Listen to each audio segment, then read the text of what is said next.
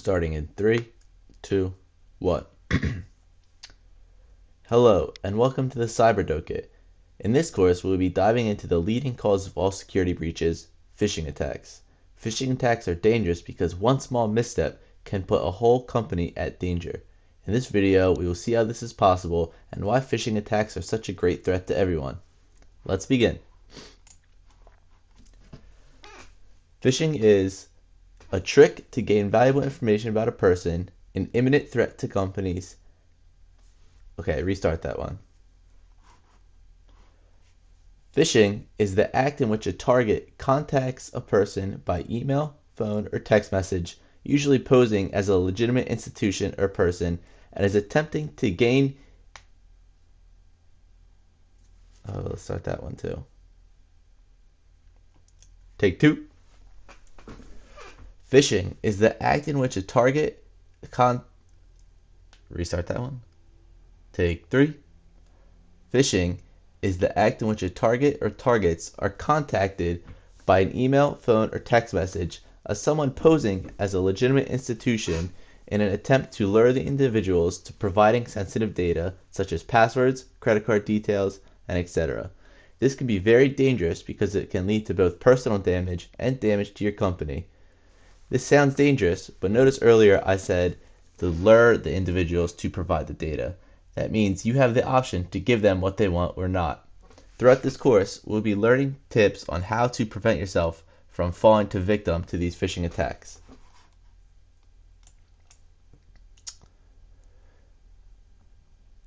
Did you know that 76 of all businesses reported being a victim? Restart that one. Go. Did you know that 76% of businesses reported being the victim of a phishing attack just last year, and the attempts have grown 65% each year since they have begun in the early 2000s, and about 30% of all attempted messages are opened by the target.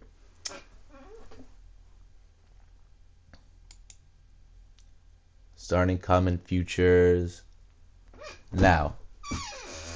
Later, we will look into techniques and examples of phishing emails and what they hold, but here's some common features that one might see in an attempt to lure someone into giving them data. They might seem too good to be true. You might get an email with a lucrative offer giving someone a free iPhone or a chance to win a lavish prize. Some of these emails don't seem suspicious, and you might just jump the gun because you're so excited about the reward. But a lot of phishing emails have these types of... I fucked up.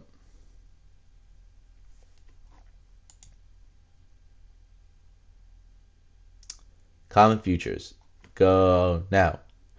Later, we will look into some techniques and concrete examples of what a phishing email might look like, but here are some key points. Oh, I like that, but here's some... Alright. Take 2. Later, we will look into the techniques and examples of concrete... I fucked that up. Ready, go. Later, we will look into techniques and concrete examples of what a phishing email might look like, but here are some common features one might see in an attempt. It might seem too good to be true. Lucrative offers and eye-catching or attention-grabbing statements are designed to attract people's attention almost immediately. For instance, they may claim you've won an iPhone or a lottery or some other lavish prize.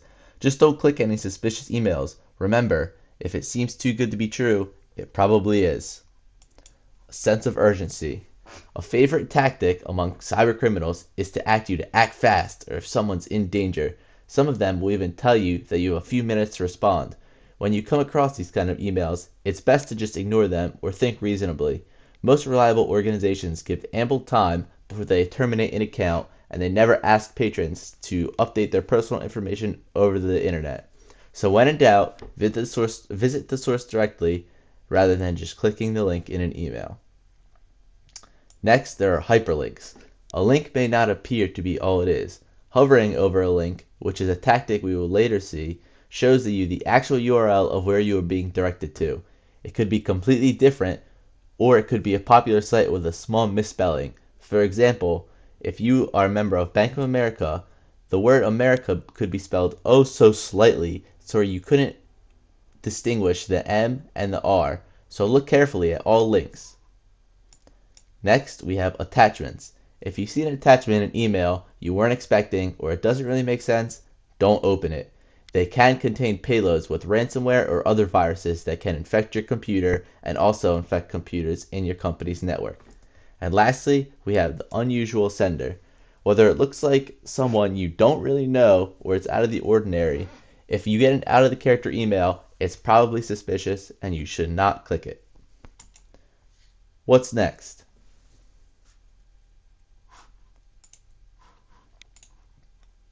Well, that wraps up this video.